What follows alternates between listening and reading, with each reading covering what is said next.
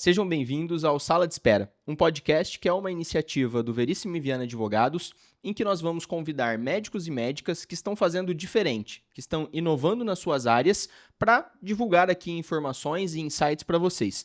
Tudo isso de uma maneira leve e descontraída, mas que permita com que vocês saiam daqui com ideias e conclusões para começar a aplicar na sua prática. E Camila, por que sala de espera? Sala de espera é o local onde o paciente tem a primeira impressão sobre a carreira médica. E por que não tirar o médico de dentro do seu consultório e trazer ele para contar todos os bastidores e insights valiosos para você que está iniciando essa carreira médica? Acompanhe os episódios nas nossas redes sociais e seja muito bem-vindo. Esse episódio não é só sobre carreira médica, é sobre legado, sobre até onde as suas escolhas são capazes de influenciar quem vem depois de você. Nossa primeira convidada é médica oftalmologista, formada pela Universidade Evangélica de Curitiba, do Paraná, com especialização em oftalmologia pelo Hospital Evangélico de Curitiba, membro titular pela CBO, Conselho Brasileiro de Oftalmologia, e especialista pelo Hospital de Olhos.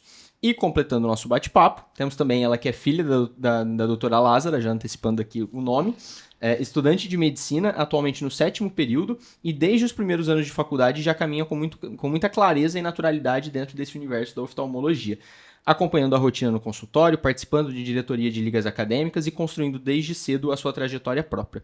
Sejam muito bem-vindas, doutora Lázara e Bruna. Obrigada. Mas vamos começar conhecendo um pouquinho da sua história, Lázara. Como a medicina chegou no seu caminho? Então, Camila, eu vim conversando até com a Bruna hoje, né? A gente sempre fala sobre isso. Mas a medicina parece que ela sempre estava na família. Assim, a primeira lembrança que eu tenho de eu falar, mãe, eu vou ser médica, e vou ser médica pediatra, eu tinha 7 anos de idade. Eu lembro que era uma boneca, que chamava boneca Bate-Coração, e eu fiquei doente por causa daquela boneca. Sabe aquelas coisas de criança? O que você quer de Dia das Crianças? Eu quero a boneca Bate-Coração. E eu realmente gostava daquilo, eu gostava de examinar a bonequinha, eu tinha os interesses diferentes. Uhum. Então, por exemplo, eu via às vezes um passarinho. A gente sempre morou em casa alta, né, sobrado alto, existia um passarinho, que o passarinho estava ali no muro, eu falava assim, gente, como que é o passarinho por dentro? Coisa que criança não pensa, que você quer ver um passarinho por dentro, você quer ver como que ele funciona? E eu pensava nisso e não pensava com medo. Então, a lembrança que eu tenho eu sempre quis ser médica. Eu não sei dizer assim, exatamente em que idade começou, mas a primeira memória que eu tenho é da bonequinha que eu tinha 6 para 7 anos. E eu falava que eu ia ser médica pediatra quando eu crescesse, eu sempre quis ser médica. Vontade de cuidar dos outros, não sei o que me encantava, mas me encantava assim a parte do exame. O meu pediatra era excelente, era um pediatra aqui de Maringá, o doutor Emir. Eu gostava muito de ir nas consultas com ele, eu não sei se eu me encantei pelas consultas, e eu queria ser justamente médica pediatra. Boa, que legal. E com você, Bruna? Como é que foi aí, já por causa da família, uma inclinação? Então, primeiramente, queria agradecer, que é uma honra estar aqui hoje. E para mim, escolher medicina foi natural também, porque desde pequena eu sempre acompanhei minha mãe. Sempre estive com ela lá em Curitiba, no hospital, aqui em Maringá, na clínica. Antes a gente não morava aqui, então eu estudava de manhã e passava a tarde toda na clínica junto com ela. Então, foi muito natural. Não teve, assim, um ponto que eu falei, quero fazer medicina, um ponto específico. Mas no terceirão, por exemplo, eu ponderei. Eu falei, se eu for fazer medicina, eu preciso fazer pelo motivo certo. Porque pra gente ter sucesso em qualquer área da vida, só se você estiver fazendo porque você gosta muito, né? E eu acho que medicina é uma área muito nobre, que tem que ter muita sensibilidade.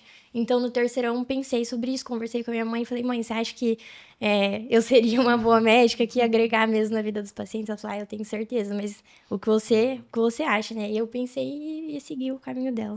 Boa. Sem pressão. Teve um episódio assim, que até entrando assim no assunto dela, mas que me chamou muito a atenção. Quando a Bruna tinha 7 anos também, a Bruna sempre andou muito comigo, né? Então, eu falo que quem anda comigo gosta de medicina, porque acho que eu faço de um jeito que é tão bom aquela vida, mesmo que a vida é difícil, você faz de uma maneira que você gosta do que você faz, você ama o que você faz. E eu fui trabalhar numa unidade de saúde, atendia crianças, e foi um dia que ela estava com febre, a babá faltou, e não tinha como deixar a Bruna, eram 40 crianças marcadas na unidade de saúde. Eu falei, olha, você vai com a mãe trabalhar hoje. Coloquei roupinha nela, levei, a gente entrava às 7 horas no hospital, né, na unidade de saúde. E eu falei assim, e ela ali trabalhando comigo, eu coloquei um papelzinho do lado, falei, filha, você vai rabiscando? Ela estava no primeiro pro segundo ano, 7 anos, né? Eu falei, você vai rabiscando um pouquinho e daqui a pouco já termina, você vai vendo a mãe atendendo as criancinhas, vai se distraindo, né? Assim, isso ele só não atrapalha a consulta, que agora a mãe precisa se concentrar.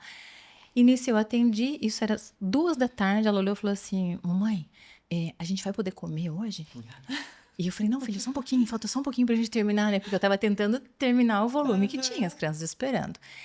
E quando terminou, aquela coisa de mãe, né? Ai, o que você fez? Deixa eu ver, o que você desenhou? Deixa a mãe ver o que você fez enquanto a mãe tava atendendo, né? Quando eu peguei o papelzinho dela, ela tinha feito um quadrinho, assim, um esquema perfeito de um médico. Ela colocou assim, por exemplo, Camila, 7 anos, dificuldade na escola, miopia, óculos.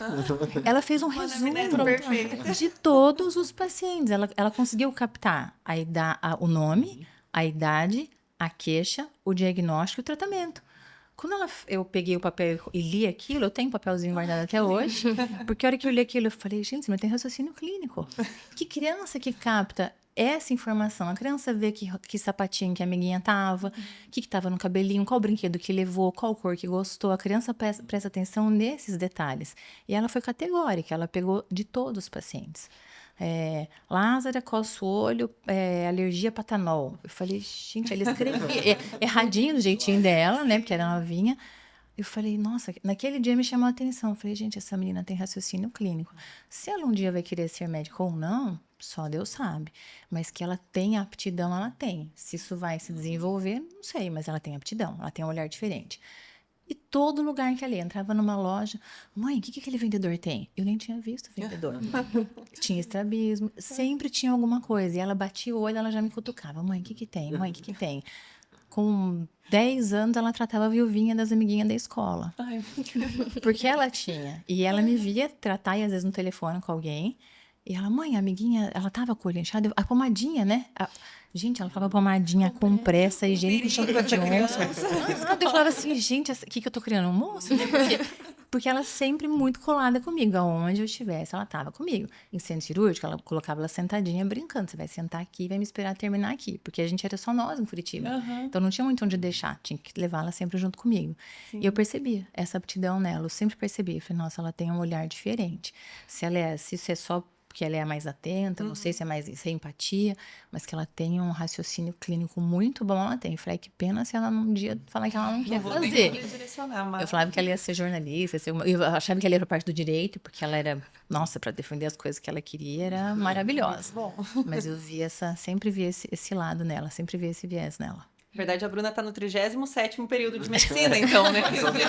Ela já fez residência, ela já foi para o centro cirúrgico. Bruna, eu ia perguntar a sua escolha para oftalmologia, né? Da onde que veio, assim. Eu imagino que olhar para sua mãe é uma inspiração, mas não é porque os pais nos inspiram que a gente necessariamente vai seguir esse caminho. Em que momento já não é comum alguém que está na faculdade já seguir um caminho de uma especialidade de forma tão incisiva, assim. Mas em que momento que você falou, não, eu vou iniciar e terminar a faculdade pensando em oftalmologia? Eu já entrei na faculdade pensando em oftalmo por conta da minha mãe. E é uma área que eu gosto muito porque é a área que eu mais entendo, né? Eu tenho mais aptidão, sei mais sobre o assunto. Mas eu também não fecho o leque, assim, para outras especialidades. Eu gosto bastante de endócrino, por exemplo, mas que eu vou fazer oftalmo mesmo. Já tá meio que decidido, mas também tudo pode mudar até o 6º ano, né? Igual minha mãe mudou no 5º ano, que a gente vai falar um pouco mais pra frente. Mas sempre quis oftalmo, porque é a matéria que eu mais entendo, né? Acho que é muito natural para você. É melhor. Que bonito isso. E aproveitando esse gancho, né, de ela sempre participar e estar junto com você, como é que surgiu e apareceu a oportunidade de vocês participarem da campanha De Olho nos Olhinhos, que é idealizada pelo Thiago Leifert e pela Diana Gibin? Como é que é? Conta um pouquinho mais dessa campanha, como é que foi essa participação de vocês? Então, a minha área de atuação é principalmente a oftalmopediatria, né? E no primeiro ano da faculdade, a Bruna chegou e falou assim, mãe, chegou para mim no Instagram, não sei se é algoritmo, vai ter um projeto, sobre um projeto Trainee Ablau. Falei, filho, o que é o projeto? Eles vão selecionar 30 membros de qualquer faculdade do Brasil inteiro, para que sejam as novas lideranças da oftalmologia do Brasil. Eu falei, calma, deixa eu ver quem está fazendo essa seleção, deixa eu saber se vem do pessoal sério. E a hora que ela mostrou, eu falei, Bruna, é gente séria, tá ligada ao Conselho Brasileiro de Oftalmo? Eu falei, o que precisa? Tem alguma exigência, algum pré-requisito? Mãe, só precisa ser aluno de medicina, qualquer faculdade do Brasil. Eu falei, então, minha filha, se inscreva. Tá, e daí eu falei, se inscreva e se vira, né? Porque assim, se inscreva, o que é o pré-requisito? Tem que mandar o currículo, tem que fazer o quê? Eu falei, aí é com você sabe da minha rotina, eu não vou conseguir sentar e pegar na sua mãozinha e falar, vou fazer com você. Eu falei, não, você tá aqui, é gente séria, a minha obrigação é um lugar bom? Vale a pena? Vai. Então pode seguir em frente, mas é você que tem que conquistar. E ela foi, mandou o currículo dela, se inscreveu, veio a resposta. Bruna, você foi selecionada para uma entrevista. Eu falei, opa, filha, e já começaram a olhar o perfil dela no Instagram. Eu falei, bom, você chamou a atenção, isso é um lado muito positivo. Porque eu falei, se a pessoa foi te pesquisar, porque você chamou a atenção de todos os inscritos. Foi lá, fez a entrevista, veio o resultado. Bruna, você foi aprovada, você é uma das 30. E até a notícia foi assim, me surpreendeu, porque assim, olha, você não é exatamente o perfil que a gente procurava, porque a gente procurava alunos de 4º, 5º, 6º ano, você está no primeiro período ela estava da faculdade, ela era menor de idade. Mas assim, chamou a atenção a tua curiosidade, o que você já sabia sobre o trainee. Ela foi pesquisar o que era o trainee, o que era a Blau, ela não entrou assim de paraquedas, ela sabia onde ela queria entrar. Então, isso chamou a nossa atenção, acho que vai agregar muito no que a gente precisa. Então, você faz parte, você é a caçulinha do grupo, né? Tanto que eles se combinaram de se reunir nos congressos maiores do Brasil. Então, no Brasileiro, a gente vai se reunir, porque era gente do Brasil inteiro. Então, onde a gente consegue reunir todo mundo? E sempre eles tinham que pensar, porque ela era café com leite, ela não entrava nos lugares que eles tinham que entrar. Ou a mãe tinha que estar, ou algum maior tinha que ser responsável por ela, ou era um café. Então, ela entrou como caçulinha. E esse projeto abriu muito o leque para a Bruna, porque é um projeto assim, você tem uma reunião com os 30 membros e o presidente do Conselho Brasileiro de Oftalmo. Você tem uma reunião com os 30 membros e o CEO da Amil. Você tem uma reunião com os 30 membros e um CEO da Bolsa de Valores de Nova York. Como que chegou lá? Era uma oftalmo, inclusive. Uma residente foi para fazer oftalmo e acabou sendo CEO da Bolsa de Valores de Nova York. Então, ela começou a ter contato com muita gente. E uma dessas reuniões era a reunião com o Thiago Leifert e com a Dayana Garbin, para falar sobre como funcionaria a campanha de Olho nos Olhinhos, aquela campanha, 2022. E aí a Bruna participou e me falou, mãe, eu vou entrar na reunião, é reunião online, fica do meu lado para você ver, porque é a tua área, mãe, vou ver como está funcionando essa campanha. E Maringá não fazia parte, Maringá não fazia parte do hall oficial da campanha. Acabou a apresentação, ela olhou para mim e falou, mãe, é tua área? Eu falei, sim, eu já entendi que é minha área. Falei, só que a gente não faz parte, a gente não tá no hall deles, eu não sou oficial. Não tem problema. Eu vou ter acesso à arte, eu tenho acesso a todo o material, ao cronograma. Mãe, faz você. Começa a fazer na tua cidade. Eu ainda olhei para ela, mas como assim? Mãe, é tua responsabilidade. Você precisa assumir a responsabilidade. E aí eu aceitei o desafio. Quem trouxe a campanha foi ela. O jogo virou. Ela que trouxe. Ela falou, eu vou trazer para Maringá. Porque ninguém tinha acesso, nenhum dos médicos aqui tinha acesso, só a Bruna tinha acesso por conta dessa participação no projeto. E aí eu passei a ideia para os médicos aqui de Maringá, para os oftalmos aqui, falei, gente, eu preciso. E o pessoal, na hora, abraçou a causa, os colegas daqui, falaram, não, a gente vai fazer a campanha. Eu sei que a primeira campanha a gente organizou em uma semana. Nossa. A gente teve 7 dias para fazer camiseta, para fazer brinde, para fazer material gráfico, para poder falar com o shopping, e a gente conseguiu. Então, a primeira campanha, nós estávamos em, acho que 8 médicos, ligantes, né? E 8 ligantes, e acho que 8 médicos, dava um total de 16 pessoas. Foi a primeira campanha, foi no Shopping Maringá Park.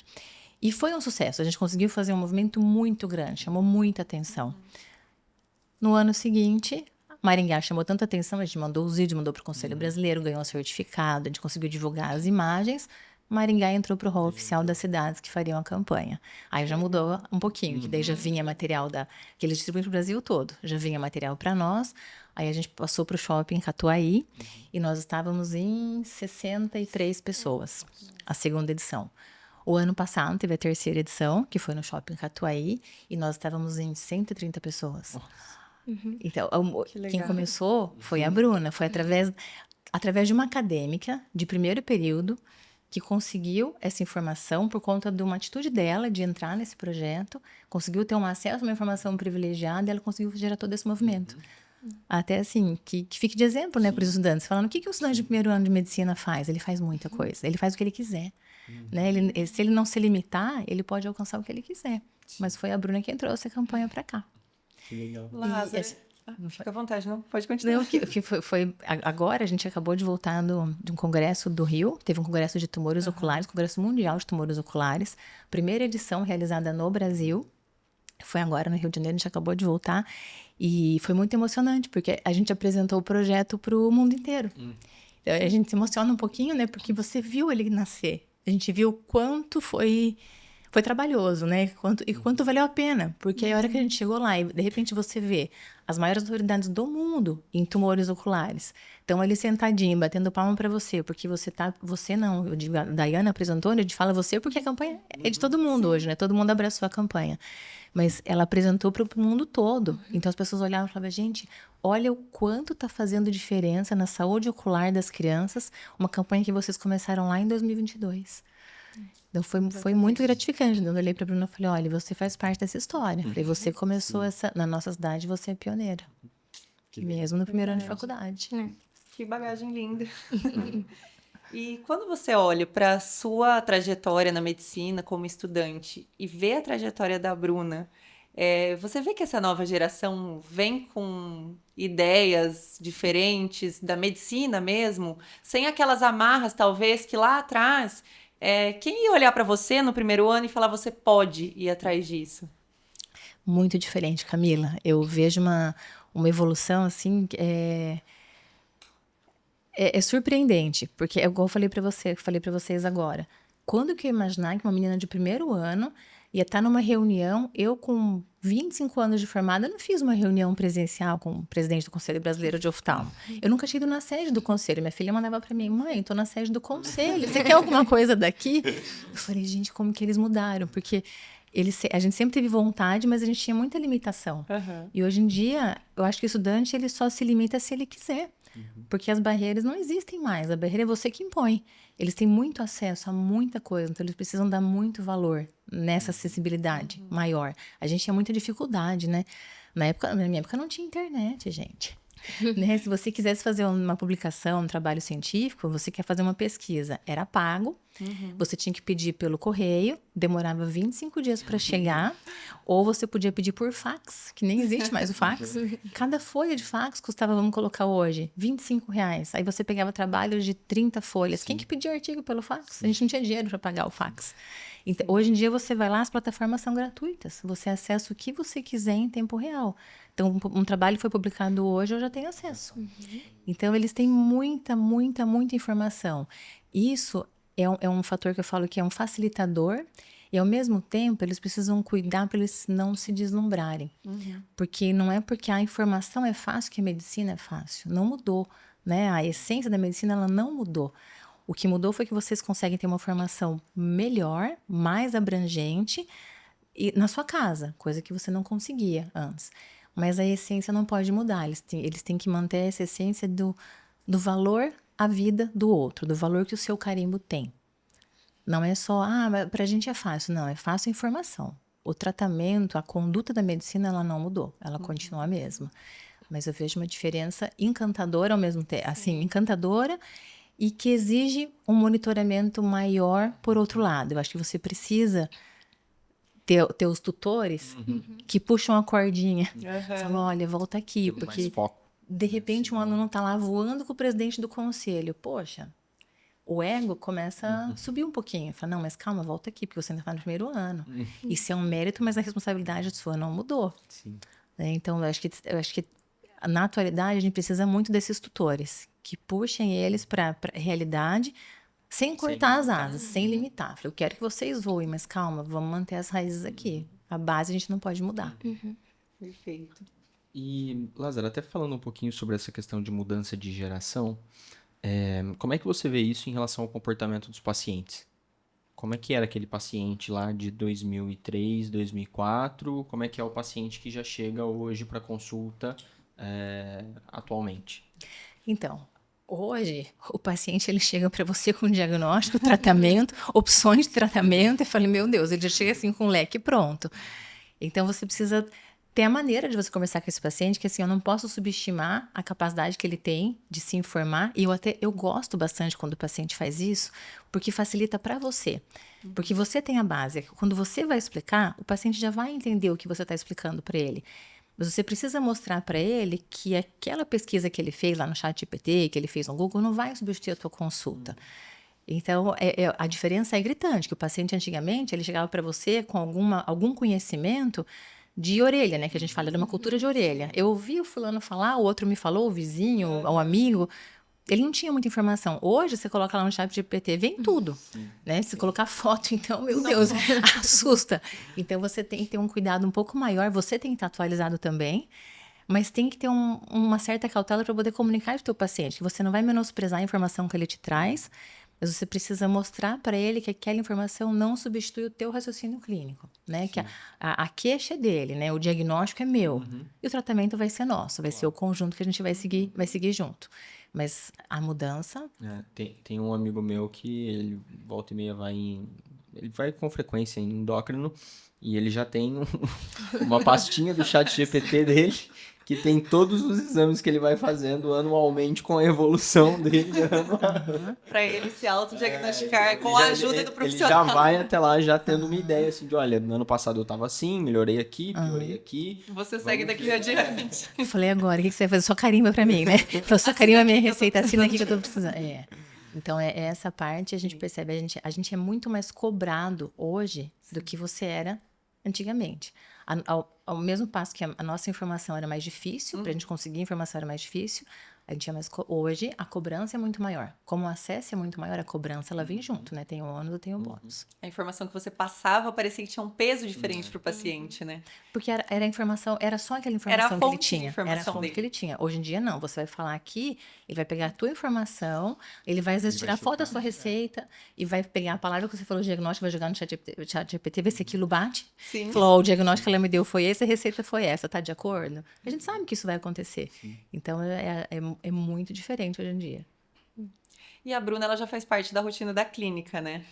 E, assim, como vocês veem esses novos conceitos que a gente vê nas relações de consumo que não tem como a gente deixar de aplicar hoje num atendimento clínico particular, por planos ou tudo mais, mas essa questão da experiência do paciente, da humanização do atendimento, de que forma que isso tem impactado a rotina de vocês?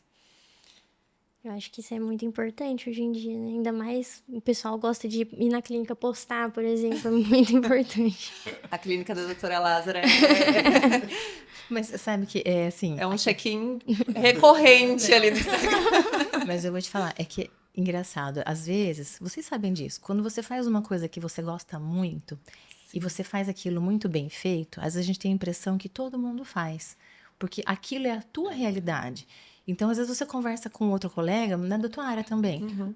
Aí o colega fala que ele não fez aquilo, você fala, nossa, mas não funciona assim na nossa clínica?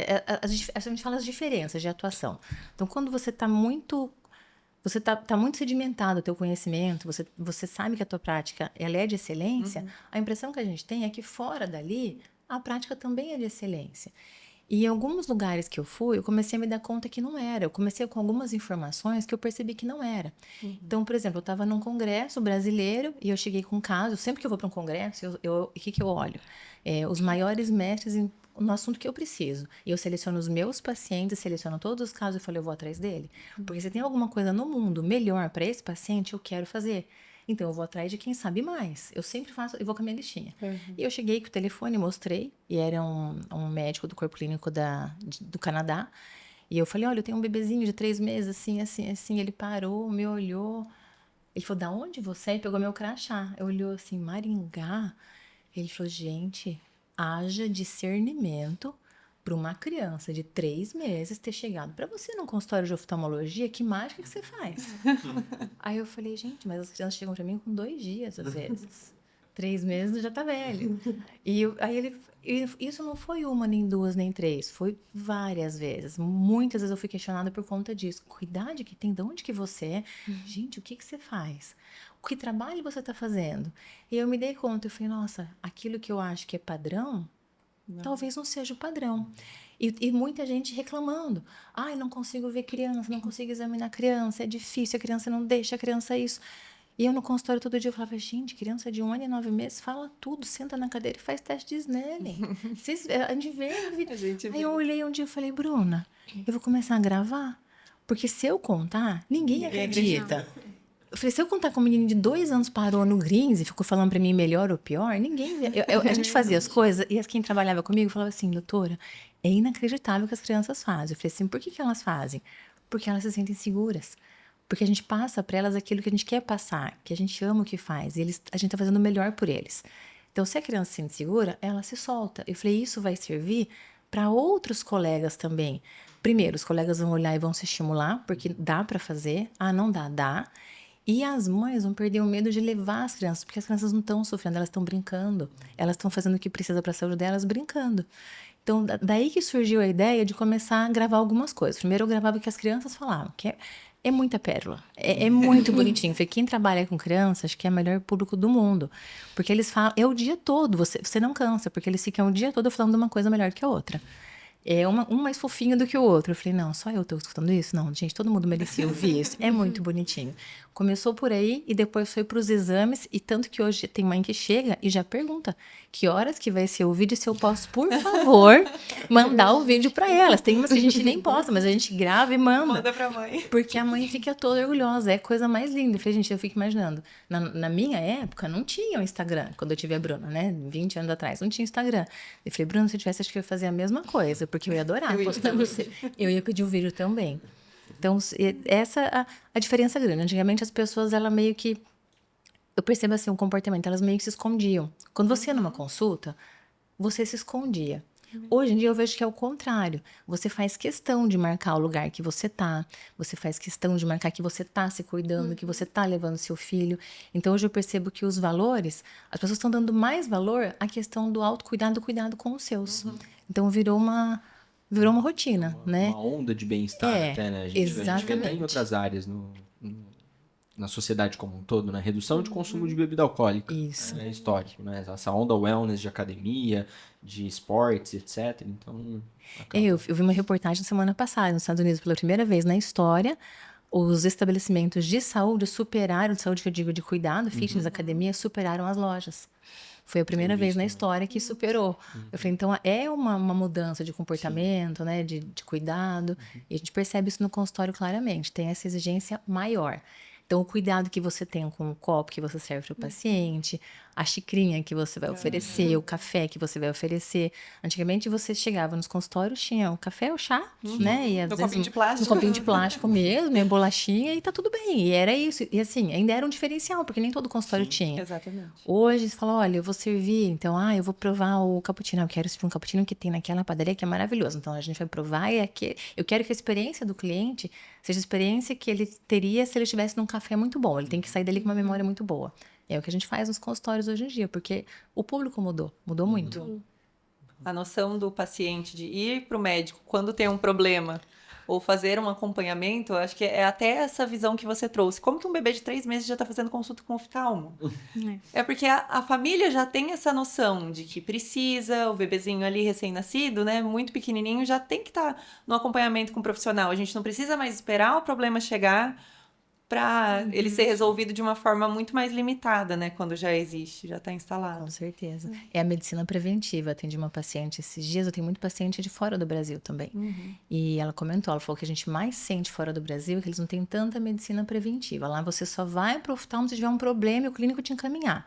Então, se eu pedir uma rotina uma vez por ano, eles não vão me encaminhar. Por quê? Se não tem nada, por que você vai no oftalmo? Você não tá com problema. Exato. Aí ela comentou, ela falou, sinto bastante. Por isso que eu venho, todo ano ela vem, faz todo o check-up, a parte médica ela faz aqui e volta pro país dela. E não faz muito tempo que isso mudou, né? Eu lembro da minha gestação que a minha obstetra pediu um exame do coração do bebê. E eu cheguei para fazer esse exame, era um médico mais velho, um senhor, ele falou, qual que é o problema do bebê? Nenhum, com a graça de Deus, nenhum. Sim. Aí ele, por que sua médica pediu, então?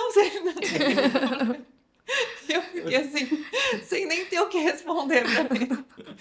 Isso ele fez, ele falou, tá tudo bem. Assim, era só pra isso mesmo. Era isso que eu queria ouvir, falou, não vim procurar nada. Mas se existe a prevenção, né, eu acho que não tem por que a gente não fazer. Aqui em Maringá, quando eu cheguei, quando eu estabeleci a minha clínica aqui, eu fiz um trabalho muito próximo com os pediatras. Porque eu não tenho um contato com a criança. Como é que eu vou acessar um bebê de 3 dias? Só se eu ficar na porta da maternidade esperando, né? Um cartãozinho. Ó, gente, tem que fazer. E o primeiro trabalho que chamou a atenção, que falou, olha, é preciso examinar a criança, examinar bebezinho, fazer exame oftalmológico em bebês, foi um trabalho o primeiro trabalho do Brasil, foi um trabalho meu e da minha equipe de residência do ano 2000.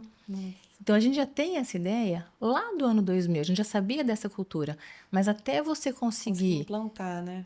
para todo mundo, sedimentar essa cultura para todo mundo, falou, poxa, mas para quê? Será que precisa? Nossa, vou levar o bebê no oftalmo? Ai, já tá pupila. Ai, será que precisa tão pequenininho? Já é pequenininho, o que vai ver no olho? O olho é menor ainda, o que a gente vai ver?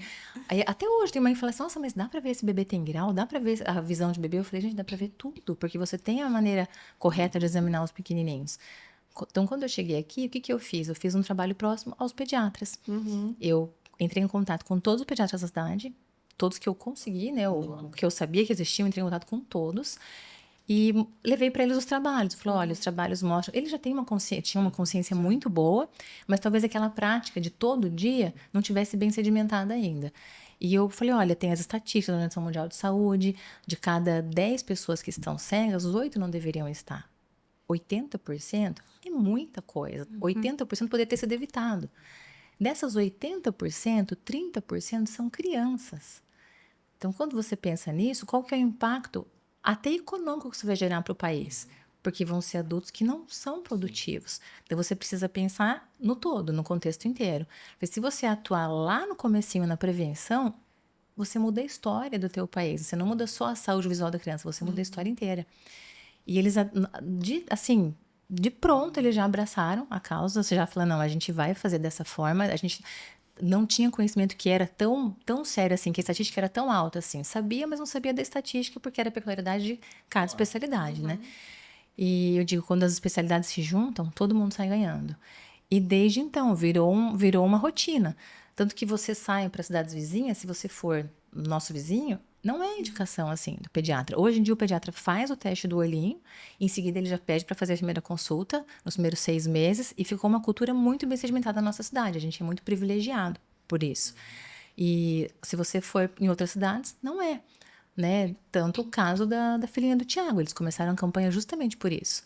Eles eram no Rio de Janeiro, que era a pediatra deles, e ela não pediu avaliação oftalmológica. E o Tiago perguntou 3 vezes. Ele falou, olha, mas a minha filha me olha diferente. A minha filha me olha diferente. Tem alguma coisa diferente? Ah, não, tá tudo bem. E no momento algum ela falou, olha, nem se você tivesse dúvida, você pode levar no oftalmologista. Na verdade, ela deveria ter falado já de início, né? Falou, olha, mesmo de rotina a gente já faz avaliação oftalmológica. Então, lá não tinha essa informação. E isso foi agora, 21 anos depois que a gente fez o primeiro trabalho. Ou seja, a comprovação científica existe, o trabalho existe, depois surgiram diversos outros trabalhos, já tinha virado lei do teste do olhinho, uma lei federal até, mas ainda não era uma cultura sedimentada em todas as cidades do país. Eu falo que o caso da filhinha deles, ela serviu para sedimentar isso pelo país inteiro, agora para o mundo todo. Porque ela teve uma dimensão para você conseguir falar, olha, gente, o que mais precisa acontecer para vocês perceberem que isso é obrigatório, que não é uma escolha. Não, é uma obrigação, precisa ser feito. Mas até então, não era uma rotina. Graças a Deus, aqui em Maringá, eu me sinto muito orgulhosa. Eu acho que eu fiz parte da história daqui. Com certeza.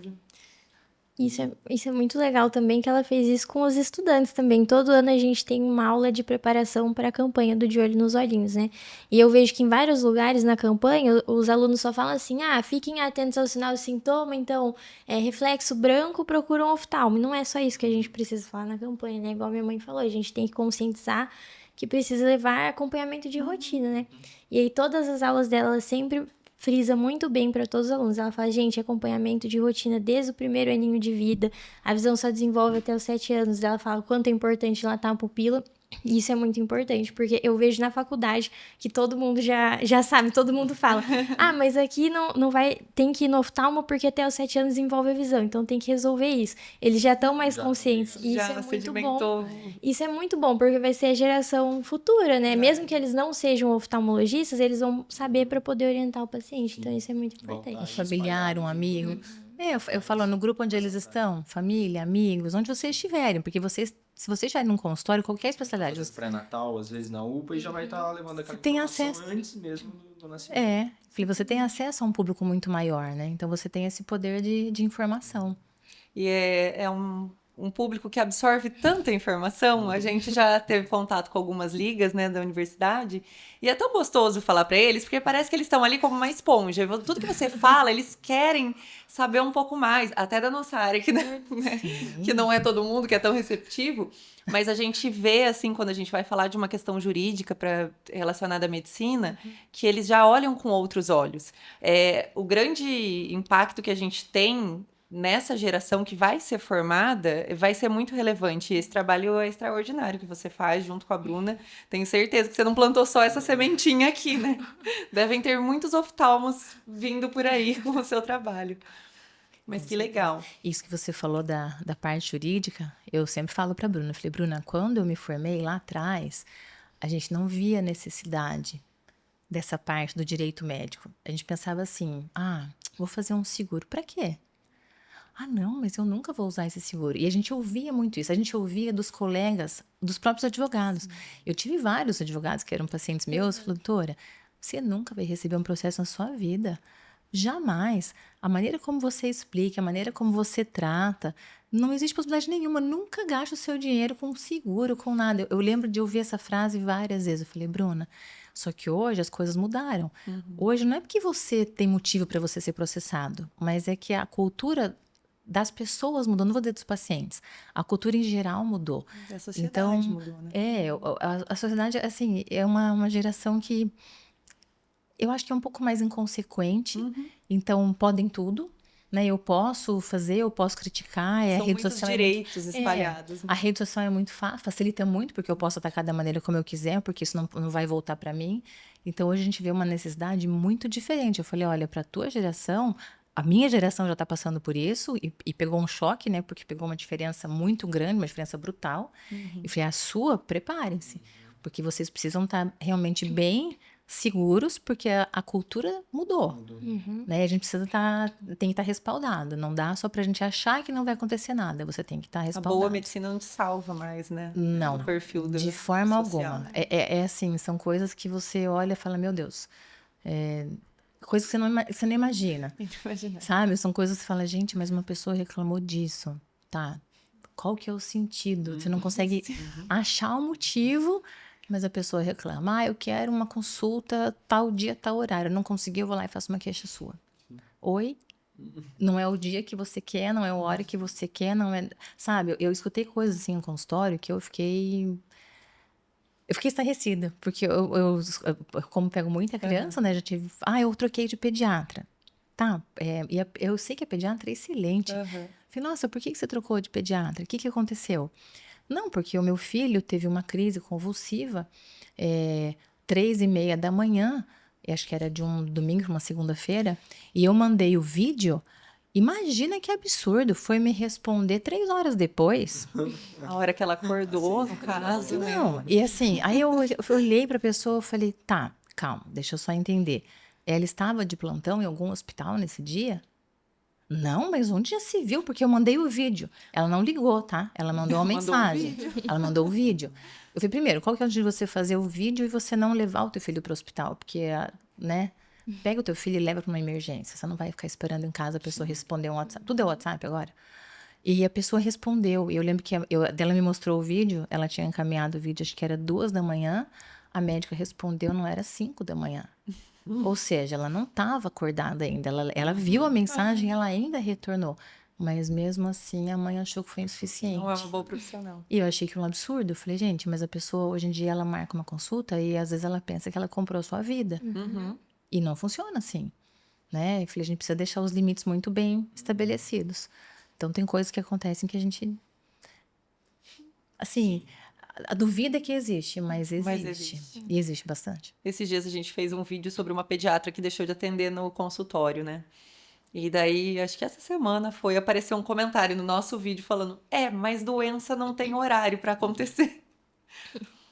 Porque nós falávamos dessa ideia de que o paciente não comprou a vida do médico. O médico continua tendo sua vida pessoal, ele não está de plantão o tempo todo. O WhatsApp não é plantão 24 horas, né? O hospital já oferece esse serviço exatamente para isso. Eu acredito que essa área pediátrica deve ser muito mais evidente isso, porque a gente sabe da aflição que uma mãe tem, né, quando se depara com essa situação, mas as pessoas não têm essa consciência. Se você escolheu medicina, foi por amor e você precisa estar disponível 24 horas. Pro sacerdócio, 24 horas. Eu falei, gente, Sacerdócio, mas não é exatamente. assim. Eu vejo quando eles falam, colocam alguma reportagem, o médico dormiu. Eu falei, alguém sabe que existe escala no plantão? Sabe, a coisa que me deixa mais triste é quando às vezes você tá atendendo um paciente, o paciente fala assim, você não vai almoçar, né? Que você tá lá atendendo, não deu tempo de almoçar, você tá lá cheio de pacientes, tá lá de espera. Ela tá acostumada.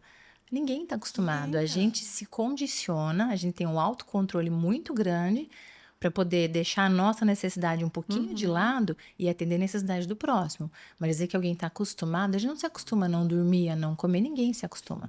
Né? E muitas vezes eu vejo que hoje em dia os pacientes, eles acham que é assim e tá tudo bem. E não é bem assim que funciona. O imediatismo, né? O imediatismo que o WhatsApp trouxe, que a rede social trouxe. Todo mundo te encontra onde você estiver. Então, se você tá viajando com a sua filha, as pessoas sabem onde você está. E você deveria estar atendendo as necessidades delas. Não, acontece, ela vê. Ela vê algumas, às vezes, 00:30, a pessoa manda alguma coisa assim, minha filha, sei lá, tá com uma secreçãozinha. Mas umas perguntas assim, meio sem pé nem cabeça, que você não tá vendo o paciente, é 00:30. Não é uma coisa assim, olha, caiu, machucou, o que eu faço, pra onde eu levo? Sabe, coisas que você fala, não, realmente. Às vezes uma indicação. Tem razão, né? Falou, poxa, é um acidente, a pessoa precisa de uma direção, isso é normal acontecer. Mas assim, são coisas queixas muito vagas, sabe? Hoje a minha filha piscou um pouco mais e fiquei um pouco preocupada. Falei, ela ficou preocupada 00:30. E ela tá. E o que eu vou fazer? Desde ontem. Faz 2 meses. Desde ontem. E se você tá querendo procurar agora, 00:30? Faz 2 meses que ela piscou um pouquinho. E aí eu falo, meu Deus, mas e agora? Eu respondo, eu não respondo. Assim, eu paro, eu penso, eu falo assim, calma, você também é mãe. Então, calma, vamos tentar pensar o que essa mãe pensou. Qual foi o motivo que afligiu ela? O que eu posso fazer para poder melhorar essa parte dela? Mas assim, eu fico tentando entender o propósito, sabe? E tem coisa que eu realmente não consigo entender. Eu olho e falo, gente, eu não entendi nem a mensagem. Como que eu vou ajudar? Aí eu chego e falo para os meninos, olha, liga para essa mãe, fala isso, pergunta o que tá acontecendo. E assim, aí liga, pergunta, não, já passou, foi só naquele momento. Foi naquele momento que ela piscou um pouquinho. Eu falei, quer que eu veja? Quer trazer aqui? O que eu posso fazer para te ajudar? Sim, vamos para a parte prática. Vamos resolver. Vamos para a parte médica, né? O que eu vou fazer para te ajudar? Não, já passou. Isso mudou bastante. Sim. E Lázaro, conta um pouquinho, porque toda a sua formação técnica foi em Curitiba. Sim. E como é que foi começar a atender aqui? Então, eu fiz a minha transição aqui para Maringá por conta dessa mocinha aqui do meu lado. Essa mocinha... Nome e sobrenome. Eu falei, tem nome, sobre CPF. Eu falei, é o motivo de tudo. Eu sempre fiz em Curitiba, trabalhava num serviço que é referência nacional da oftalmologia e era muito realizada lá. Mas sempre, como eu falei para vocês, sempre eu e a Bruna, sempre a gente muito nós duas e tudo nós duas. E a Bruna sempre estudou num colégio internacional. Então, a Bruna entrava no colégio, eu levava a Bruna no colégio às 8 e pegava a Bruna às 4, para dar tempo de eu atender. Então, eu já fazia esse horário sem almoço, já era acostumada. Porque eu falei, para eu poder atender o certo, eu tenho que fazer assim, eu não posso quebrar o atendimento. E depois eu preciso pegar minha filha, que eu preciso ser a mãe. E um dia a Bruna estava fazendo tarefinha de casa, e a Bruna fez uma tarefinha, era assim, Bárbara acorda às 7 horas, vai para a escola, fica na escola até às 11:30, volta para casa, almoça, faz a tarefinha de casa, brinca com os amigos e vai dormir às 9 da noite. Quantas horas Bárbara fica acordada no dia? E a Bruna tava com um lápisinho na mão, assim, lendo o probleminha dela, fez assim com o lapisinho na mesa. Nossa, mãe, que vidão dessa Bárbara. Aí eu olhei assim, como? Nossa, mãe, existe criança que almoça em casa? Claro que não. Ela nunca tinha almoçado em casa. Desde quando ela se conhecia por gente, Aquela ela facada tava... no peito da mãe. Alfabetizada em inglês, falava inglês fluente com 7 anos. Mas ela falou, existe criança que almoça em casa? Eu falei, nossa filha, existe. Tá. Ô mãe, mas tem criança que não fica o dia inteiro na escola? Eu falei, tem, filha, tem sim. Nossa, que vidão dessa Bárbara. E continuou fazendo a tarefinha dela. É muito feliz. E eu tive Inveja da Bárbara. com inveja, mas uma inveja da Bárbara, eu fiquei com dó da acabado Bárbara. a vida da mãe. Fiquei com dó da Bárbara. Eu falei, gente, ela tá com inveja, mas que a mãe Bárbara não levanta. E aí eu tive um câncer de tireoide e fiquei um tempo afastada. Fui para fazer uma visita para meus pais de Natal, fiz diagnóstico lá e teve algumas complicações. Acabei ficando 4 meses aqui, na verdade, né, em Maringá. E quando a gente voltou para Curitiba, a Bruna voltou para o colégio e ela ganhou medalha no final do ano. Ela ganhou, nunca me esqueço, ela ganhou uma medalhinha que eu falei na época foi muito significativa, mas hoje ela entende mais ainda por que foi significativa. Ela ganhou a medalha da Constância e ela ganhou um prêmio de superação porque ela só tirou notas acima de 8,5 na época, 9, não lembro. Foi um prêmio Silver. Porque mesmo ela tendo ficado um bimestre afastada do colégio, a mãe aqui com câncer conseguiu fazer as aulas particulares para ela acompanhou o conteúdo e só tirou nota boa. E veio lá um convite que ela ia ser homenageada no teatro, em Curitiba. E daí ela falou assim, mãe, quem que vai me assistir amanhã no teatro? Eu falei, ó, filha, não vai dar pro vô pra vó vir, porque eles estão longe de casa. E eu vi que ela, o que vale essa medalha pra mim? E eu falei, nossa, Bruna, essa medalha é pra você. Filha, medalha da constância, você não tem ideia, significa uma medalha da constância. Porque você pensa em toda virtude quando você é pequena, né? É o mais bonito, é o mais charmoso, é o mais engraçado, mas você não pensa o que a mãe quer constância. Aí eu falei, filha, quer dizer que pode cair o mundo. Você é você. Isso é constância. Lá fora é o problema, você não se abalou com tudo que aconteceu. E aí quando ela falou isso, eu falei, não, agora foi a gota d'água. Eu falei, olha, eu vou fazer o caminho de volta. Porque a minha filha tem a vida inteira para ela ser fluente em inglês, para ela ser... Nossa, ela vai ser... Tecnicamente boa, ela vai ser o que ela quiser, porque essa menina é inteligente. Eu falei, mas ela só tem agora para ser criança, eu preciso deixar ela ser criança. Ela não sabe que existe almoço em casa, gente. E nisso eu pedi para voltar para cá. Eu vim para cá, tinha um colega daqui, Dr. Robson Souza, patologista, finado Dr. Robson, e a filha dele estava comigo na faculdade. Ele falou, Lazinha, por que você não vem para Maringá? Eu falei, tio, não é fácil. Eu tenho 15 anos de consultório, para eu começar do zero aqui em Maringá. Não, espera um pouquinho. Tem uma amiga minha que ela canta comigo no coral e ela construiu um hospital novo. Deixa eu ligar para ela. Ligou para a doutora Simone Abico, aqui do Hospital da Visão. Sim. Ligou para Simone e falou, Simone, você está construindo um hospital... Olha, a Lázara tá vindo pra cá, o que você acha? Eu conheço ela, a Lázara me deu aula no curso básico de oftalmo, a gente dava aula para muito aluno do Brasil inteiro, então a gente não lembrava de todos, né?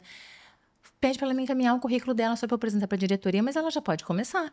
E a transição foi assim. Foi isso. O primeiro contato foi esse. E como eu tinha a Bruna, o que eu pensei? Se eu ficasse num lugar onde não fosse meu, eu não ia poder ter o contato que eu queria com a minha filha. Eu queria educar minha filha, não terceirizar a educação dela. Aí surgiu a ideia de eu montar a minha clínica. Eu falei, eu preciso montar um espaço meu, porque por mais que todo mundo me trata bem, sempre fui muito bem recebida, a filha é minha. Então, eu não posso levar uma criança para uma estrutura que não é a dela. O que eu fiz? Eu montei a minha clínica. E aí, eu montei a minha clínica com a salinha própria para ela. Então, ela ficava ali na minha vista. Ela fazia as aulas, fazia o inglês, não perdeu o inglês, graças a Deus. Mas eu comecei a clínica aqui. E quando eu comecei, a ideia que eu tinha, eu pensei, falei, olha, acho que eu vou demorar... Vamos colocar o meu custo, vai demorar uns 2 anos para se pagar. Essa clínica vai demorar uns 2 anos. Em 6 meses, minha clínica tinha se pagado já. Porque o movimento foi muito grande. E eu lembro que quando eu fui inaugurar, né, minha mãe perguntou qual nome você ia colocar na tua clínica. Sempre, Hospital de Olhos. Eu falei, não, mãe, vai ser o meu nome.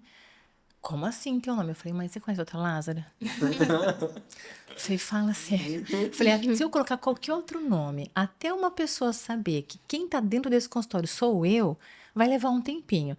Meu nome não tem dúvida. Lázaro Oftalmo, mas não tem muita. Eu falei, vai ter eu e pronto. Eu falei, a pessoa já vai saber que sou eu. Não tem erro, vai saber que eu tô aqui. E é assim que eu fiz. E o que eu tinha sempre em mente, né? Isso eu aprendi muito com meu pai. Tudo que você faz, você tem que se dedicar pro teu trabalho. O teu trabalho te proporciona tudo. Por exemplo, eu vou investir onde? Na minha casa? A tua casa não vai te proporcionar nada. O seu trabalho, sim. Então, em primeiro lugar, tudo que você conquistar no seu trabalho, você vai investir no seu trabalho. Então, eu me preocupei em colocar a melhor tecnologia possível. Tem vários tipos de aparelho, né? A gente vai comprar aparelho hoje em dia, eles perguntam. Qual que é a diferença desse e desse? Doutor, esse é precisão cirúrgica. Esse não é. O que isso significa para um paciente entender? Precisão cirúrgica você pode confiar. Quando não é precisão cirúrgica, você não pode confiar. Então, para mim, na verdade, era meio lógico, mas eu falava assim, por que eu vou ter um aparelho que não tem precisão cirúrgica? Ou eu tenho ou eu não tenho, porque alguém sempre vai ter a precisão cirúrgica. Então, o que eu não puder ter de melhor, eu não faço. Então, aquilo que eu não posso fazer melhor, eu encaminho para um colega que faz. E essa sempre foi a minha premissa, desde que eu comecei na medicina.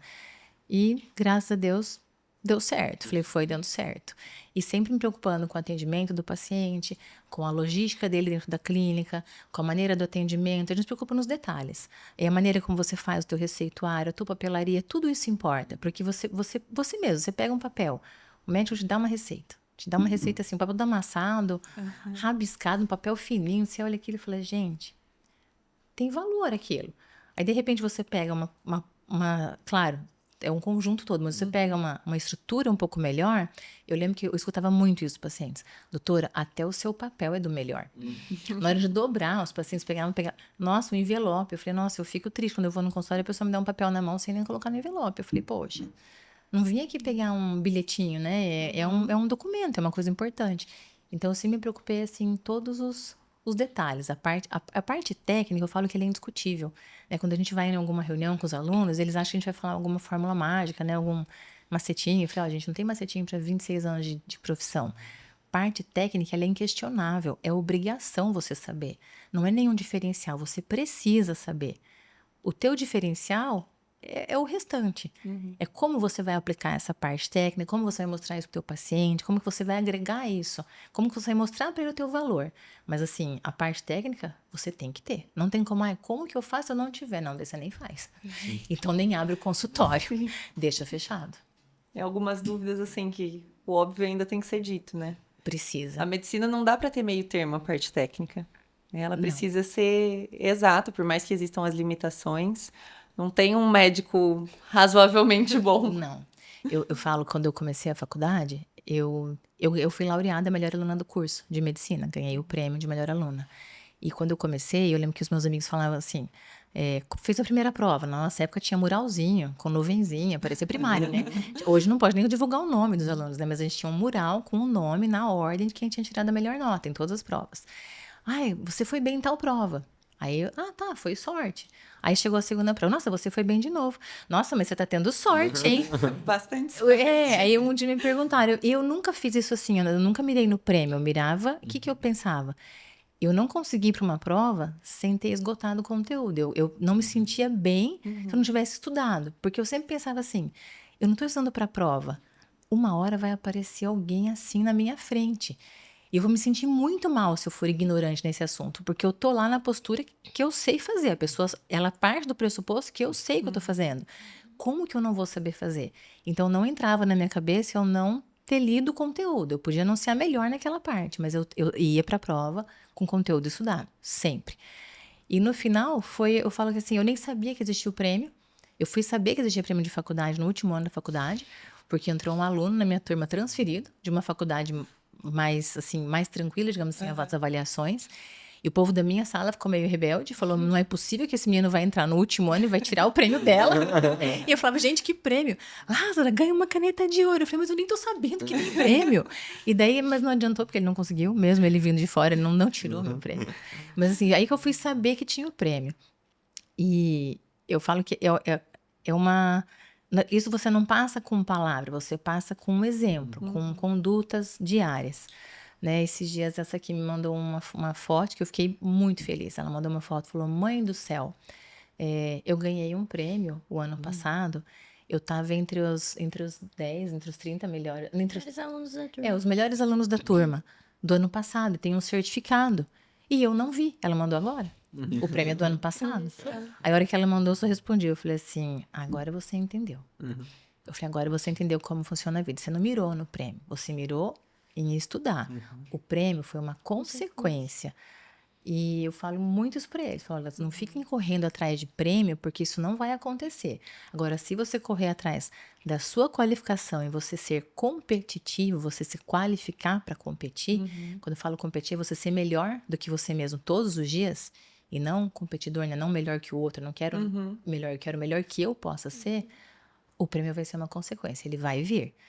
E isso aconteceu com ela agora esses dias. Eu falei, olha, acho que ela entendeu a mensagem. Falei, já tô querendo parar. Falei, já tô pensando que eu já posso. Minha missão tá cumprida, eu já vou deixar alguém que vai me substituir à altura. Ai, que bonito. Bruna, e como é que já tá saindo aparentemente então, né, uma competiçãozinha leve ali da endócrina, mas provavelmente já com a especialidade definida. É mais uma segurança, é mais uma pressão, como é que é esse sentimento? É um misto.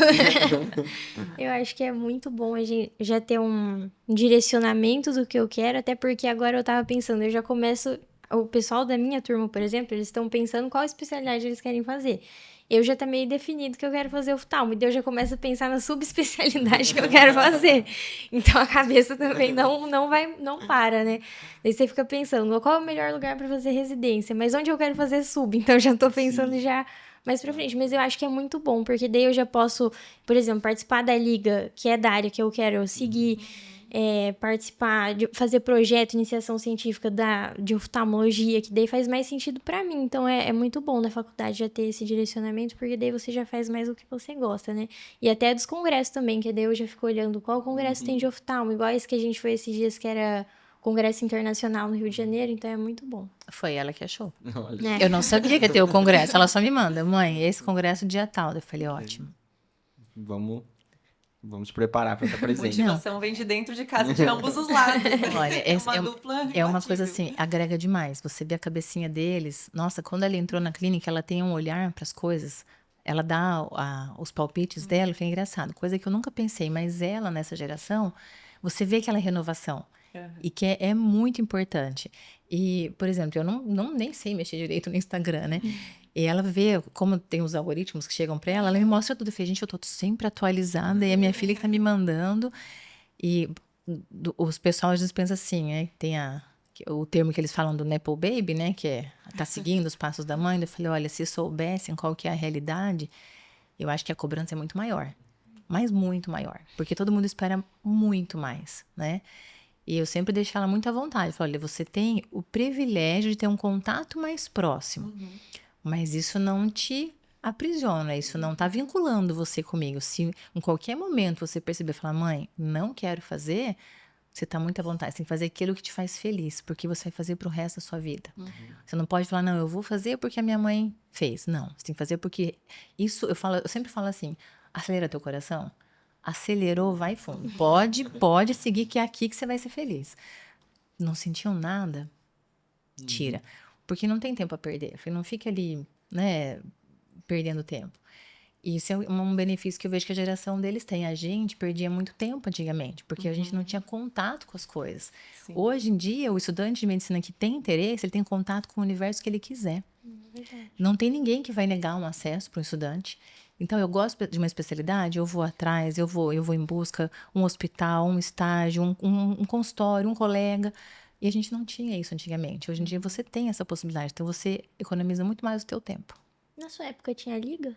Só... Não. Não tinha liga. A gente não Facilita tinha liga. Não bastante, existia liga. Não tinha liga. Nem isso. E Porque a falando liga... em experiências, né, dessa fase, dando uma stalkeada na vida da doutora Lázaro e da Bruna, vocês fizeram uma viagem no início do ano, que teve um momento muito emocionante lá nos stories, que foi relacionado ao Hospital de Toronto. Conta pra gente. Então, como eu falei, a gente não tinha acesso não tinha contato com as especialidades, né? E o oftalmo, eu falo que ele parece um metaverso, né, na medicina. Ele é um universo paralelo, é outro universo. O olho é outro universo. Então, quem não tem interesse, se não quiser ter contato, não tem contato nenhum. Tem algumas universidades até que era optativa a oftalmo. Se a pessoa não quisesse fazer, não precisava nem assistir às aulas, né? Eu nunca tinha tido contato. E geralmente vinha de uma cultura de pai para filho. Então, os alunos que queriam oftalmo na minha sala, todos os pais eram oftalmo. Não tinha ninguém que tivesse caído de paraquedas ali na seleção. E a gente foi fazer um estágio do 4º para o 5º ano da faculdade, em Toronto. E eu pedi um estágio na pediatria. E eu pedi um estágio no Hospital for Sick Children. E quando a gente chegou em Toronto, imagina isso, 27 anos atrás, sem internet, sem celular, sem Waze. Então a gente tinha um mapinha traçado com giz de cera, que você pegava pelo mapa físico, você traçava o seu próprio mapa, mas você sabia a localização norte, sul, leste, oeste do metrô. A 25 abaixo de zero. Sem a gente saber nada, né? Roupa térmica eu nem sabia que existia. Então a gente ia lá. Um monte de coisa, porque a cidade Mas- é quase 100% subterrânea. Você quer andar no subterrâneo quando você viaja? Claro que não. Você quer congelar, mas você quer estar em cima. Então a gente ia com o tênisinho que tinha, com a calça jeans que tinha, naquele frio, para poder enfrentar aquilo lá, mas era o que tinha para ser feito, né? E quando eu cheguei lá, o meu estágio não deu certo no Hostel for Sick Children. Eu tinha sido realocada para o St. Michael's Hospital. Falei, não, até aí tudo bem, mudou o hospital, mas tudo bem, vou fazer o estágio. Quando eu cheguei no St. Michael's, a hora que eu olho o meu nome, onde eu estava? Centro Cirúrgico da Oftalmo. Eu falei, gente, eu não pedi estágio na Oftalmo. Onde fica o olho? Que vou passar a maior vergonha da minha vida, porque eu não sei nem onde fica. Lázaro, eles são bem europeus, eles são bem rígidos, então assim, não fala nada, não reclama, só vai. E a gente vê o que a gente faz aqui depois. Mas se você não for alguém, vai faltar alguém no teu lugar. Cumpre a tua escala. Ok, eu cumpri a minha escala, 4 semanas na oftalmologia. Eu fiquei 4 semanas na oftalmo. Pensa que você não teu contato seria zero com oftalmo. De repente, eu mergulhei no oftalmo 4 semanas. Em centro cirúrgico, em ambulatório. Eu falei, gente, em consultório. E eu comecei, no primeiro, segundo dia, eu não gostava muito, estava ali, obrigada. Mas eu comecei a olhar e falei, nossa, gente, o oftalmo é bem legal. Nossa, o olho é lindo. Gente, isso aqui é cirurgia de oftalmo? Nossa, que maravilha, que coisa mais linda, que tecnologia. Eu comecei a me encantar. Em resumo, quando eu voltei, eu falei, eu vou fazer oftalmologia. Falei, eu vou decidir pelo oftalmo. E foi uma corrida contra o tempo, porque eu não tinha nada de oftalmo no meu currículo. Eu não tinha um trabalho, eu não tinha um estágio, eu não conhecia ninguém da oftalmologia. E aí eu resolvi fazer oftalmologia. Então eu falo que aquele estágio, ele mudou minha vida. Porque se meu pai não tivesse me proporcionado isso, eu nunca teria tido contato com a oftalmologia. Eu acho que eu seria uma pediatra feliz, mas assim, eu acho que eu sou melhor oftalmo, pediatra, do que só pediatra. E ele abriu uma porta para mim que eu falo, mostra a importância dos pais e você incentivar os seus filhos. Deixa eles conhecerem o mundo. O que eles vão escolher é a critério deles. Mas você precisa mostrar o mundo para eles. E era um lugar que eu sempre tive vontade de voltar. Porque eu falei, o Toronto mudou a minha vida, né? Tudo que eu sou hoje, eu devo àquela experiência que eu tive 27 anos atrás. Eu queria muito levar a Bruna para ela poder viver o passo a passo. Quando você fala, né? Você conta a história de uma maneira... E isso, a gente tem esse hábito, a gente acha que às vezes a história é muito grandiosa. Fala, será que foi tão grande assim? Que foi tão difícil assim? Ou fui eu que tô fantasiando muito, né? E foi muito bom a gente ter voltado, porque eu vi que foi, acho que, maior do que eu realmente percebi. Eu cheguei no hospital, no Sick Children dessa vez, com ela do lado, a segurança... Ah, boa tarde, pois não, né? Eu falei, olha, eu fiz um estágio, eu vim para fazer um estágio aqui 27 anos atrás, estou voltando com a minha filha está no 4º ano de medicina... Seja bem-vinda. E assim, eu não tinha ligado, eu não tinha pedido, eu não tinha falado com ninguém. Eu falei, eu só apareci no hospital, porque a gente resolveu, foi muito assim, resolveu em 3 dias a gente estava lá, né? Então foi muito bacana mostrar para ela o caminho. Na época, meu pai era prefeito em Jandaia e ele ele fez um material da cidade de Jandaia do Sul, todo em inglês, do inglês e português, e falou, olha, você vai entregar isso aqui pro prefeito de Toronto. Falei, como? Falei, oi? Não bastava de Falei, pai. Falei, pai, como é que é? Quem é o prefeito de Toronto? Não, você vai descobrir e você vai lá e você leva essa caixinha para ele, você entrega para ele e agradece a oportunidade, você vai estar na cidade dele. Meu pai é muito educado, sempre assim, muito polido e muito preocupado com a parte de cultura, de educação. Ele falou, não, a gente vai fazer um contato com eles pra gente poder ter uma troca com eles também, porque isso é muito importante pra nós, a gente pode aprender com a cidade deles, porque na época não tinha internet, gente, né? Tinha que ser um contato, alguém tinha que ir lá falar com eles, né? Alguém tem que descobrir quem que é o prefeito de Toronto, vai ser você. E eu falei, meu Deus, que eu vou fazer isso sozinha, uma estudante, eu tinha o quê? Gente, eu tinha 22 anos. Enfim, eu peguei a missão que ele me mandou, descobri onde era a prefeitura naquela época, fui sozinha na prefeitura, fui com a caixinha na mão, me identifiquei que eu era brasileira, meu pai era prefeito de uma cidadezinha, tananã. É toda aquela conversa, né? Tudo assim, com aquele inglês maravilhoso, porque eu não sou alfabetizada em inglês, né? Ao contrário de umas e outras, eu não fui alfabetizada em inglês. Aquele inglês maravilhoso. 25 abaixo de zero, morrendo de frio. E eu falei, olha, eu queria entregar, se fosse possível, mas assim, se não fosse eu também entendo. Eu tava ali pedindo desculpa. Já indo embora. Não, pedindo desculpa por existir já. Eu já tava ali na prefeitura pedindo desculpa já. E eu consegui o contato com ele. E depois, quando eu voltei pro Brasil, ele, um mês depois que eu tava no Brasil, chegou a caixinha dele pro meu pai. Ele fez exatamente o que o meu pai fez. Ele fez um prospecto da cidade de Toronto, com as informações traduzido para o português, mandou uns brindes lá da cidade, que era o bottom, a flâmula da cidade, desejando boas-vindas, que esperava que eu tivesse tido uma recepção adequada, né, na cidade dele, agradecendo a visita, e conseguiu estabelecer ali um contato. Eu falei, nossa, olha só, uma ideia... Meu pai, ele é produtor rural, meu pai sempre foi pecuarista. E ele não precisou fazer uma faculdade de medicina, ele não precisou fazer um curso diferente para ele saber que se você quiser, você pode cruzar algumas fronteiras que podem te trazer benefício. Ele acreditou no potencial e eu consegui ir lá e desempenhar. Eu falei, deu tudo certo. Aí dessa vez, quando a gente chegou, ela falou assim, mãe, você quer ir na prefeitura? Eu falei, nossa, de novo? Eu falei, filha, eu vou te falar, eu não lembro direito onde era a prefeitura, mas assim, a gente pode tentar, né? Dessa vez, com o Waze, com o Google Maps, foi difícil a gente chegar em duas. Aí ela falou, mãe, eu fico olhando pra você, calculo você, 27 anos atrás fazendo isso daqui, como é que você fazia isso sozinha? Eu falei, olha, isso é pra ficar de lição, que é o que eu sempre falo, pra gente não se limitar. Né? Se eu fosse pensar nas probabilidades de eu conseguir fazer isso, era um 0. Né? Ter ido pra lá já era 0, porque se você falasse assim, naquele tempo, você quer ir pra uma cidade que é 25 abaixo de 0? Eu não vou morrer de frio. Não é assim que você... A primeira coisa você fala, não, eu não quero ir pra um lugar desconfortável, eu quero ir pra um lugar confortável, eu não quero ir lá sofrer. Então, a probabilidade era 0. E foi tudo bem, deu tudo certo. E ainda a gente chega lá, na frente da prefeitura, daqui a pouco eu olho uma estrutura enorme, um som, que eu falei, nossa, isso aqui parece que foi feito pra gente pra gravar vídeo hoje, né? Isso aqui tá instagramável pra nós, né? Quando eu vejo, era a contagem regressiva da Copa. Nossa. A gente não tava lembrando que ia ter a Copa. De repente eu olho e falo, Bruno, olha isso daqui, é o cenário da Copa, essa pista de patinação do gelo. Gente, que benção. Eu falei, parece que era pra gente estar aqui hoje. Eu falei assim, olha, Deus falou assim, você vai lá hoje, que hoje vai ser o dia que vai dar tudo certo pra você poder relembrar em alto estilo. E daí foi muito bacana, porque eu consegui mostrar pra ela realmente, falei, olha, tudo aquilo que eu te falava, é assim que funciona, filha. Você pode vivenciar isso na prática. Eu falei, é assim que funciona. Os hospitais, a gente foi fazer tour em todos os hospitais. A gente passou 2 dias no hospital. Turismo. Turismo médico. Turismo. E pensa que ela queria ir embora. É verdade. Por isso que eu falo, eu realmente tenho certeza da vocação dela. Pra médica, não tem dúvida nenhuma. Eu não sei se ela vai realmente seguir no oftalmo, mas pra medicina, eu falei, olha, a medicina agradece a tua escolha, porque você vai ser uma médica e tanto. Ela gosta do que ela faz. Ela tá ali...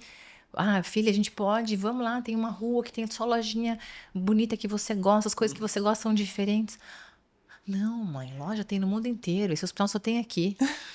Sim. Eu falei, graças a Deus. Eu falei, não tem sentimento melhor do que esse. Fala, não, minha filha tá no caminho certo, é isso que ela quer, ela tá fazendo o que ela gosta. Que bonito. Eu acho que não tem nem mais o que falar dessa história. Bruna, com toda essa experiência que sua mãe trouxe para você, com toda essa carga de bons ensinamentos que você tem, eu até ia pedir para a Lázara deixar uma mensagem para os estudantes, mas eu acho que ninguém é melhor que você nesse momento para deixar uma mensagem para quem está nesse caminho da medicina, ou que já passou pelo que você está passando, mas ainda está perdido. Deixa a sua mensagem. Para os acadêmicos de medicina, então. Acadêmicos, médicos, eu acho que você tem que ensinar para muita gente o que é traçar um caminho com força de vontade e discernimento. Então, acho que para os acadêmicos, acho que em primeiro lugar a gente tem que lembrar que, antes de tudo, a gente tem que se formar médico. Então, se dedicar muito na graduação, porque a gente vai ter que atender na UBS, na UPA. Então, para você saber atender, antes de tudo, você ser médico, né? Não focar só na especialidade, mas que vocês tenham força de vontade, porque a gente indo atrás, a gente conquista muita coisa. Então, ter iniciativa de conversar com alguém que você admira muito. Então, por exemplo, eu admiro muito a Camila, quero saber mais sobre direito médico, eu vou lá conversar com ela. Então, não pode ter vergonha, não pode se esconder, né, na faculdade. Participar de liga acadêmica, de projeto de extensão e sempre mostrar proatividade. Acho que quando a pessoa se mostra proativa, ela já tem meio caminho andado, porque todo mundo respeita mais e você naturalmente vai ser convidado para fazer mais coisas, se você se demonstrar proativo e interessado naquilo, né? E tudo pode mudar até o último ano da faculdade, você consegue ainda decidir a sua trajetória. Então, não se preocupar muito com isso, se preocupar mais no agora e explorando todas as possibilidades, né? Isso aí. Eu falo que eu só queria deixar uma coisa, que assim, eu falo Com pra Bruna, eu certeza. falo, o carimbo, ele tem um peso muito grande. Muito grande. Às vezes o acadêmico, ele não se dá conta disso. A Bruna estava comigo, a gente estava almoçando no restaurante, e uma mãe chegou com uma criancinha no colo pra mim, e ela chegou toda feliz, toda sorridente, isso era fevereiro. E ela veio me abraçar, doutora, que bom te encontrar aqui. Doutora, consegui marcar. Vou levar minha filhinha com você. E eu olhei pra ela e falei, ai, que legal, quando que você vai? Eu pensei, amanhã, né? Depois de amanhã. Doutora, marquei dia 20 de maio. Era assim, começo de fevereiro. E eu olhei, ela tinha uma bebezinha com síndrome de Down no colo dela. E eu olhei assim, a hora que ela falou aquilo, eu falei, nossa, que legal. E eu saí do restaurante, assim, automaticamente, a hora que eu saí, meu olho encheu de lágrimas. Ela aqui do meu lado, ela, mãe, o que foi? Eu falei, filha, você tem noção do tamanho da responsabilidade? Eu falei, você viu a alegria no olho daquela mãe? Ela vai esperar 3 meses. E você viu a satisfação dela de falar, eu consegui levar para você? Então, o peso que você tem de corresponder àquela expectativa, não é nem expectativa, é o que eu falei, você tem obrigação de estar tecnicamente muito bem para você corresponder ao que aquela mãe está buscando. E se eu me achar, eu tenho que ter autocrítica para pensar, se eu não sou a melhor pessoa para ela, eu preciso ter a humildade de falar, olha, eu fui até onde eu consegui, mas daqui em diante eu tenho outro colega que é melhor do que eu. Isso a gente precisa ter muita consciência. Então, o que eu falo para os alunos? Consciência do poder que o seu carimbo tem, porque se você for lá e der um remédio que a dose pode matar e colocar o carimbo, a pessoa vai fazer, eles vão acreditar em você. Principalmente o público infantil, que não nem queixa, nem reclama, nem fala. Então, ter muita consciência do poder que o seu carimbo tem. E também a consciência da necessidade da formação técnica adequada. Isso não é nenhum mérito, isso é uma obrigação. Não dá pra gente buscar atalho. Aquilo que você acha que nunca vai aparecer pra você, vai. E vai aparecer quando você menos imaginar. E vai aparecer. Vai aparecer alguém até próximo de você. Tudo aquilo que a gente acha que nunca vai ver, a gente vai ver. Tudo que aparecer na medicina, a gente vai ver. E não existe satisfação maior em que você olhar e falar, eu domino isso. Que bom que eu posso dar um alívio para esse paciente, porque isso aqui eu sei como faz. Nossa, eu tô à vontade para tratar esse paciente, porque isso aqui é comigo. Não existe uma satisfação maior do que essa. Você conseguir ajudar um paciente seu com segurança que você tem domínio sobre aquele assunto. Então, técnica, parte científica, obrigatório. E autocrítica, autoconhecimento, para ter noção do carimbo, noção do poder que o teu carimbo tem e saber a hora certa de você soltar o seu paciente. Você tem que saber até quando ele é seu, até quando ele precisa de algo a mais e você precisa saber encaminhar esse paciente também. E uma coisa que eu esqueci de falar também, outro conselho é da gente não se limitar. Então, não se limitar só ao que tem na sua faculdade. Ainda mais agora que a gente tem Instagram, tem tudo, que a gente pode pesquisar associação, o que tem de interessante, qual projeto que é interessante para fazer. Porque igual minha mãe, se ela não tivesse se empenhado já naquela época, que nem tinha rede social direito, ter achado o hospital para ir lá fazer o estágio, acho que... Com certeza, na verdade, não acho, né? Com certeza teria tomado outro rumo a vida dela. E tudo serve de aprendizado. E os pais também impulsionarem os filhos, porque ajuda muito, né? E até esse ano a gente foi lá, eu fui acompanhar ela, daí a gente aprendeu um monte de coisa diferente. A gente conversou com os oftalmologistas de lá, com o pessoal que faz fellow lá. Aí a gente tem muita coisa que a gente não tem noção. Tipo, lá são quantos anos de formar? 5 anos de residência de oftalmo. Aqui são 3 anos só. Então, tem coisas que a gente não tem ideia. Só fazendo esse caminho de volta que a gente foi descobrir. Então, é muito importante não se limitar. Que legal, gente. Pra gente encerrar, como é que o pessoal pode eventualmente saber um pouco mais sobre a agenda de vocês, sobre a rotina, o Instagram, site? No Instagram é a doutora Lázara Maciel. E o contato da clínica é o 3025 1177. No Lázara Maciel, oftalmologia avançada. Legal. E o meu Instagram é Bruna Maciel e um Z no final. Boa. Boa. É isso. Acho que é isso, pessoal. Então, muito obrigado por acompanharem até aqui. Continuem nos acompanhando, que em breve teremos mais episódios também. E sigam as nossas redes sociais, verissimoviana.med CamilaSSilva.adv. e Thiago Cassiar.